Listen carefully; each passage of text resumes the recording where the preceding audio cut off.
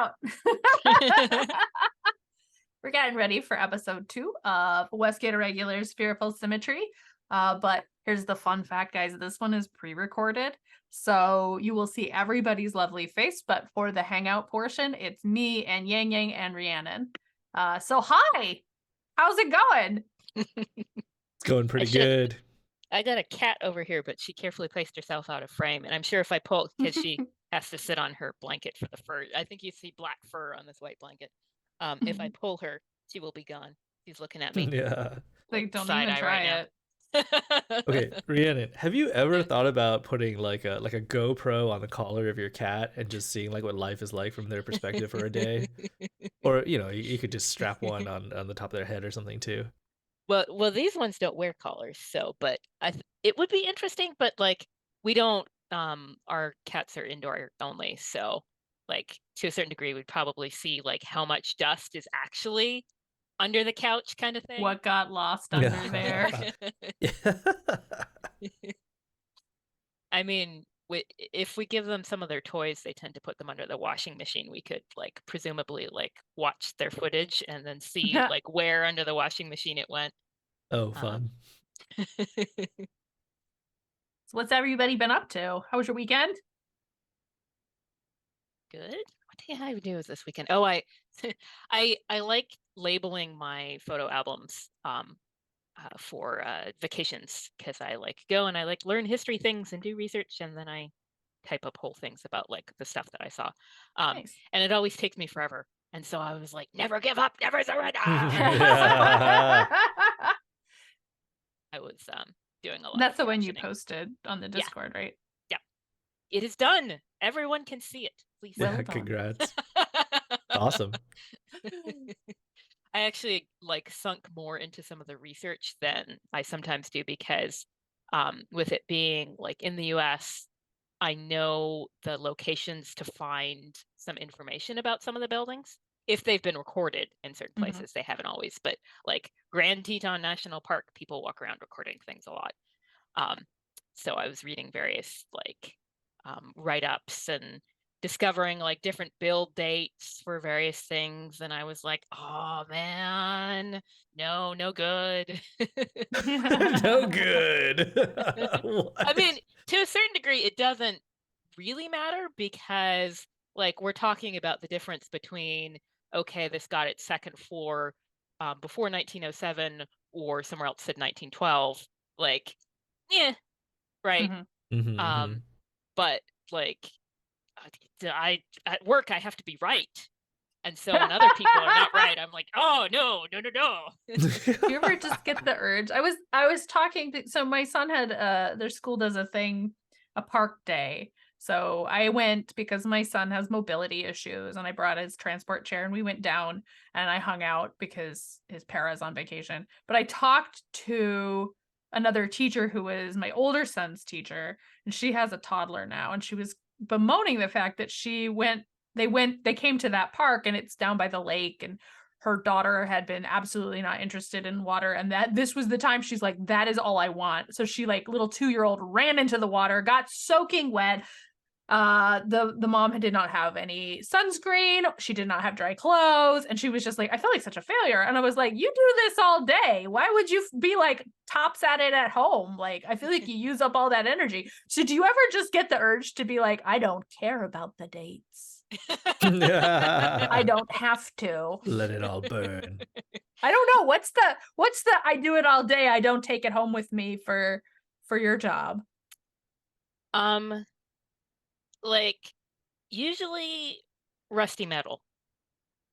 Like at work, whatever's there, you have to say something about it. But the thing about like rusty like contraptions, like abandoned on the landscape, is that they are just, well, let's see, did we use our one F-bomb in the stream or not? Oh, I mean, no, we're free to cuss now. I mean, this is not part of the thing. This is not PG-13. This doesn't count.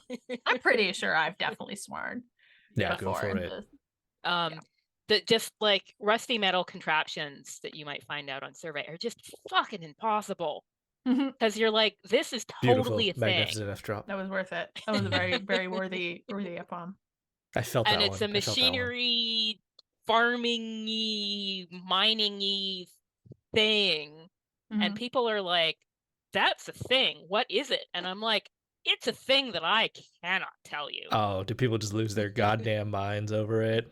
They want to know every fucking detail You about go that out motherfucking hiking thing. with Rhiannon and find some rusty metal and just Yeah. like, don't look at it. Don't look at it. Yeah, you know, actually, Essentially, like, usually people are pretty good about it. Usually, like, Mhm. I get the sense that on the inside, they're like, oh, You're you like, don't fun know fact. what it is. That's not interesting to me. Yeah, exactly. I You always know- used to joke like there was a point where especially when I was an editor, I was like, when I'm writing like texts and tweets and stuff, I don't care. I don't care about if I've got typos or things like that. These Mhm. people love to jump down. Once they know, I don't know if you get this, Rhiannon. Once people know you're an editor, every time you make a typo, people like get really excited about pointing it out. Like, oh, you made an error. And it's like, yes, because I'm a human. I'm not a typist. yeah. I know it's there. I don't care. This Or is like, not for publication. or like, I don't know the two of you get this, but as soon as somebody learns that you're a writer, they assume you're good at writing everything. They just want you to write, like to help them with all sorts of writing. They're like, You're hey, like, no. yeah, I need to write my name placard for my job. Could you help me? You're a writer. And you're like, just, No. it's your name. Like, it's your name and it's your title. Because my husband is a computer what does he say, software developer, and this turns into I have a problem with my computer, and it will be things like my monitor won't turn on, and he's like, fuck if I know. Like, Yes. probably broken. I don't know. It's like I think there's a certain amount for some jobs, and his is one of them. I think writer is sort of half in this 1 foot in this, but where people sort of treat it like it's a school of wizardry, like, computer wizard, use your magic to solve my problem, because I have no idea what happens inside this thing. It could be little gnomes in a box for all I know. And it'll just be like, that's not, nope. I don't have any idea what that is. Yeah. Sorry. Or he'll be like, I Googled this problem and this is what I do. But Yeah, I think I have that sort of reverse discrimination against my dad because he's like a computer developer, but he's constantly asking me just like the most basic questions about like any sort of device. Like, why won't this remote work? And I'm like, I don't know, Dad. Did you change the batteries? He's like, batteries. I'm like, good Lord. Like, don't you work with machines, man? Don't you work with machines, man? Shay has a description. It's rocks that we trick into thinking with electricity. It might as well be magic. I mean, yeah. I enjoy that. I feel like Kevin's the kind of person to be like, that's not accurate. Yeah, there's actually That's like how I'm gonna phrase it.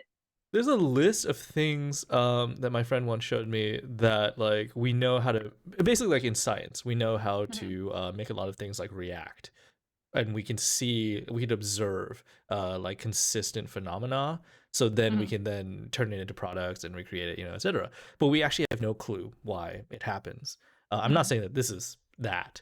No, but But- I think that's interesting, right? Yeah, but my friend showed me a list, and like I can't remember the exact list, but there were some things on there that I was just really surprised about, and a lot of it had to do with like thermodynamics and like interesting. yeah, like I know there's a lot of pharmacological things like that. Like, we don't Mhm. actually know why aspirin works. We've just got a pretty good pattern that it's doing something. Well, and like brains, and Brains. like, Right. what do Mhm. dreams do? They're like, here's We the have thing. theories. We don't can't- know what dreams Can't really crack do. in there and see. yeah, or like DNA, like junk DNA, Oh etc. yeah. DNA is so weird. Yeah, as soon But as I I was heard gonna that, say, go go ahead. I was as going soon on as a I different heard- topic. I'll just add one last thing to this one. Like as soon as I heard the DNA thing, it made me think about that like, oh, we're only using 10% of our brain power thing, and if we used 100%, like, oh, the powers that we'd have. Like, no, it's probably just doing stuff you don't fucking know what it is. Yep. And that's also wrong. So Yep. Yeah, no. Yep. No, I was gonna say that notion of like this job is basically wizardry because it is just if you haven't put your skill points there, it seems impenetrable. I feel like writing is both of these things. It's a school of wizardry, like, woo, you're doing magic. And also anybody can do that, which is a Mhm. weird place to be, right? Because people will be like, oh, it's just, like, oh, you just like sit down and a book comes out. It's like, no, it's actually a lot of work. And I've built a lot of like skills and techniques and stuff. They're like, no, it's just magic. But then there's a certain amount of people you say, like, oh yeah, I'm a writer. They're like, I always thought I could write a book. You're Oh like, yeah. okay. Well, Yep. no, they can. Like, how do we For good or do that? ill. Well, Yep. They instantly tell you about the book that they've always thought about and haven't started writing yet. I get that Well, and so much at parties. all writers always talk about the like, I mean, I guess before chat GPT, like now I'm sure that this woman is going to go that direction, but I only have ever had one, like, I have an idea, you write it, we'll split the profits. And she was dead serious. Those I was people like, are hilarious. I think maybe in one of these hangouts I've talked about her before. She was in my choir, and she was sure that there would be buried treasure in her backyard because her house was built in like the 20s. And A notable time for burying treasure. well, no, so like she thought that in the 30s during the Great Depression, they would have buried their jewelry in the yard to like safekeep it. Yeah. And I'm like, okay, so the 30s notorious for you bury your jewelry as opposed to like pawning Selling. it. Yeah. Oh. Yeah. That's sort of like you spun up a narrative based Mhm. on something that could plausibly happen, but you have no reason for it to have actually happened. So cool story. Yeah. Did she ever rent like a metal detector and find out? I don't she talked about she was having some landscaping done and she was trying to communicate with the landscaper dudes that if they found something and told her, she would split the proceeds with them. Okay. She's got like his how MO in often life. landscapers, one, I wonder how often they find something interesting buried, and two, I wonder how often they're approached with the possibility, because I don't think that second one could possibly happen all that often. But also, I don't know about the first one. Probably you don't find much. Well, I mean, I could tell you what you Hmm. would find. You would find The previous owner's dead husband in the garden bed. I mean, Yo, my mind went there too. right? That was my first thought. Dead bodies. nails, like old like household in your wall wiring insulators, Mhm. like those hang around pretty good. So Yeah. if they like redid the wiring and like tossed crap in their backyard, those would hang around. Let's see what other stuff. There's a Like, lot of shit and fill dirt. yeah, Yeah. and that I found. people are always big about like finding bottles, but it's more often that like you find like bits of glass, Yeah. which nobody is that excited about. Because it's like, oh, we can tell like what kind of bottle this was sometimes, but people are like, well, it's this Take piece it of and make glass. something cool for your Etsy store. Yeah, exactly. So I want to know if this fact is out there. Like landscapers just digging things up. What is the amount of times that they find something, like treasure, like valuable, like resellable that they get excited about versus the amount of times that they find dead bodies or like murders that have That been is an like, interesting question. what happens Because more? I think both of them are exceptionally rare, right? Especially like you see those stories of like, we found this amazing sword in someone's backyard, and it's like, well, that's a different place where people have been putting stuff in the ground for a lot longer, so your odds go up, right? But then how often do you find a dead body? I don't know. I can answer that when it's related to archaeological work. Oh, we're talking about murders, I think. Okay. Well, I mean, if you're out like in some kind of thing, like not an archaeological dig, but like the kind of stuff, the compliance archaeology, where they're going to build something and we're there to like check it out beforehand. So that kind of situation. And you find a body, like part of the protocol in state law is that you first call like local law enforcement to make sure that it's not modern. Yeah. So like, they take that into account. So it's not just sort of like archaeological human remains that we run into. There's other, like, I can't think of any murder victim stories, but there was a modern skull that was found like on a riverbank, like it had been somebody's like teaching skull that had been Oh, lost, but interesting. like you gotta still treat that carefully Yeah. because Mm, like where did it come from? How did It's you all come by like that right. teaching skull? real clean and whatever. But so I true used to true do. crime leads us astray, I think. So, geocaching? Are you guys familiar with that? Oh yeah, yeah, yeah. So for people in the chat who maybe don't know, you're given sort of coordinates. You usually use a GPS, which back in my day was a lot harder because you had to have a physical GPS, not your phone. But you go and you find these little caches that people have put like out on hiking trails or on public land or things like that. Although you're not supposed to put them in national parks, although people do. And it will be like a little logbook. You wrote you found it, and there's like a little you can put little souvenirs and put one in, take one out. So my husband and I used to do this a lot. In fact, this is how he proposed to me, was he made a fake geocache that Oh, we went and nice. found. Yeah, which is a different story. But I remember like the forums for that sometimes would crop up when people say, what's the weirdest thing you've ever found geocaching? And a shocking number of people said a dead body. Like, I never, ever, ever would think that I worry about finding dead bodies in the woods, but I wouldn't think it was as common as it was. And I don't think most of Huh. those are murder victims. I think those are, people who have taken their own lives or Mm. potentially like, I mean, I don't think there's some that are like very like out in the middle of nowhere kind of thing. So you could have something where it's like there's a exposure kind of thing. But I think mostly it was like finding suicide victims and things like that. But still, lots of bodies. Yeah, I'd probably give up that hobby. Like one body's enough for me. Yeah, I'd be like, I'm done now. That was a sign. So People who got lost looking for the geocache, possibly. yeah, possibly another player. um. Just Oh like go yeah, through their Ali. pockets and find their little souvenir. Ali mentioned magnets. Yes, magnets is one of those things from before. Like, we understand. We use them a lot, but we actually don't understand at a basic level how do they work. Wait, really? Oh my god. So, That's um, funny. yeah.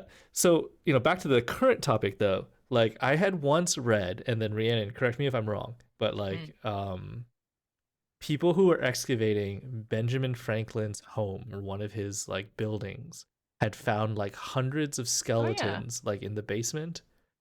Like, Yeah, no, this was a thing, but it's not what it sounds like. yeah. But just It imagine. wasn't hundreds either. It was like 7. Oh, really? Which is Okay. which is still a lot. Let's It's be a lot. honest. That's still a lot of bodies in one Sure. place. Yeah.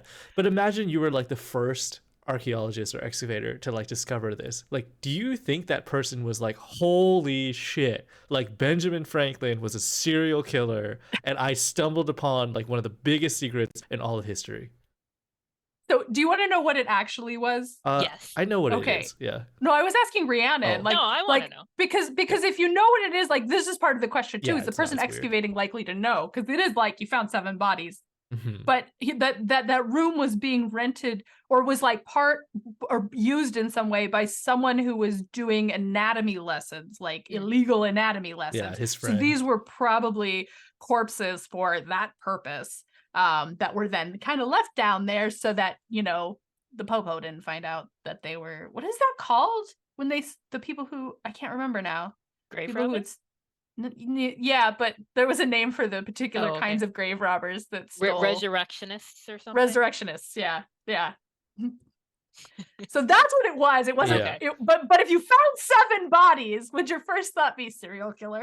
I mean, no, I don't. I'm like, is it going to be a wet blanket to say like, no, the archaeologists probably wouldn't freak out? Really Because good, because like I mean, there's several things going on here. One is that depending on where, because like in the East Coast, it's different than out in the West. But out in the West, the original homesteaders, when it was just them like out there, what they would do is they'd have their homestead and then they would have their like family cemetery on it. Mhm. And so if the records of that had been lost, and there have been incidences of homeowners being like, well, I want that land if I just take up the tombstones and like remove them, then that makes it go away, right? Um, Oh man. so, and we usually catch them. That's how you get zombies. I mean, are we Um, sure it wasn't just like a cover? Like, yo, no, police, I'm not a serial killer. This is my friend's a doctor, and he's just doing some studies in the basement. Yang, do you want to have this conversation, or do you want to have I'm like the just serial joking, killer I'm just conversation? Really, I want the serial killer conversation. You're No, but impinging on my personal pride, my professional pride. sorry. We're Carry on. just trying to help you in case you ever need to murder 5 to 7 people. What's a good cover story? From an archaeological. Yeah, So right. usually, like, if human remains are encountered and they're sort of like in a developed area, it's because there was a homestead and there was a small family plot and people didn't know about it. So that comes up. The other thing is that if you're around a plotted cemetery, I believe the Washington State physical anthropologist, or the person who was doing their cemetery database, said that she did not know of a single cemetery where there weren't human remains outside of what was plotted on the map. Because of like the poor folks, or like Serial just killers. sloppy mapping, or like whatever. So just because you're outside the cemetery parcel, old-time serial killers. Every former president. Sorry, it's very far down the plausibility list. I do know that. Yeah, we're just poking fun. But yeah, I could totally imagine like a story about an old-timey serial killer that like dug up graves and threw their victims in like those graves, because that would probably be like a less likely place for policemen to search or something. And thus later on, get all of these additional bodies that are unaccounted for. So here's a question for you, you folks. Yeah. I was just reading, because I heard a podcast that just did it in brief. It's like 10-minute podcast about this day in history or whatever. And they did this day in history, Lizzie Borden was acquitted. And so I was like, like I didn't actually learn all that much about that. So I went and read a like whole book about the trial. Yeah. So I'm curious, Lizzie Borden, guilty or no? I have Trial to admit, aside. this is one where I'm like, I have no idea. Like, Yeah, I've seen both arguments, right? Because like there's a lot of sort of like compelling bits, but then there's also a lot of contradictory bits, and then there's also like, this seems bananas. But there's so much, like, I feel like, and it's been a while since I've read this, but the vibe that comes up in me is there's so much sexism baked into that trial that I am just like, mistrial no matter what. Because like it was like, oh no, they already decided it. There was some stuff where it was like, okay, but that is weird. That is weird, and that is a motive. But these are not like, clear and definite evidence. Yeah. But it's interesting because it's not one of those ones where you're like, no, that definitely tracks like this, like you see sometimes. And it's not, but it's also not like, oh, well, this was clearly completely drummed up. It's like probably drummed up, maybe drummed up. Like maybe you should just do a little bit, but not all of it. Just a little chopping, not all the way. But yeah, I mean, was there an answer? Like, was there in the book? No, because it was I chose one that was sort of like a little bit on the dry side, in that she like exhaustively researched, and so she presented it not as some of them do, where they sort of take the evidence and then construct it into sort of relating the events. She related the events a little bit, and then she got into the trial. So she's like, on this day, they presented this, on this day, they presented that.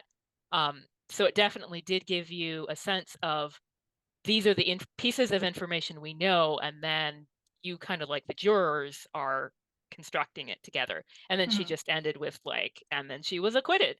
And so, I mean, I sort of like, I feel like I have my instincts after reading all that. Yeah. But like, there is no answer, nor ever. What are your instincts? What do you think? I was thinking guilty. Because like, so having read the trial, there was a lot of stuff that was ruled inadmissible as evidence. And so like having all of that like gives a different picture than the jurors. And also like, I have like some sexism, but not the sexism that they were having in classism. But I feel like, motive aside, there are just so many things about her story that are so weird and don't match up. And if not her, but who? Yeah. And also like they made a big deal about like her manner. Like, did she cry enough? Was she upset? I'm like, set all of that Throw all aside. that I away. don't care. Yeah. Yeah. But there were a couple things like she said that supposedly a note came that her stepmother was going to be out for the day. No note was found. No one came forward to say that they sent the note. No one came forward to say they delivered the note, because it would have been like some little boy in the town. So that's like, and then there was the fact that someone looking like her tried to buy a poison the day before, and the household was having food poisoning, vomiting, like terrible stuff. And the person who tried the poison said that, oh, I need it to clean my fur cape, which is not a thing that the poison is used for, and it's not a thing that you would do at that time of year. And like it makes no sense. Yeah. And some of the stuff with the murder weapon that got ruled out. Oh, I'm going over time. Sorry. It's just so fascinating. It was so interesting. It was fascinating. No, I mean, just you could finish this. Okay, so the final thing that I can think of off the top of my head is that there was a lot of to do about the murder weapon, and because they found a handleless hatchet head that they thought they kind of tried to destroy it or whatever, and it fit the wounds on the skulls, and seemed like it had been cleaned. And there was a whole thing about the police officers. Had they found the handle? Had they not found the handle? Had the handle been destroyed? When did they look for the handle? Blah, blah, blah, blah, blah. And it sounded to me like the typical kind of like eyewitness don't quite remember, not keeping good records. Somebody misremembers, blah, blah, blah. Like, and so I wasn't inclined to throw the hatchet out as evidence because they had muddied it so badly. But of course the trial had to, because there was no more chain of evidence with the police officers who found it. So okay, well, thank you for presenting that. We have what's the name of the book? Do you know? The Trial of Lizzie Borden by Kara Robertson. Cool. I hardly recommend it. Okay, now we gotta go to a little break. dry, but okay. Bye. Bye.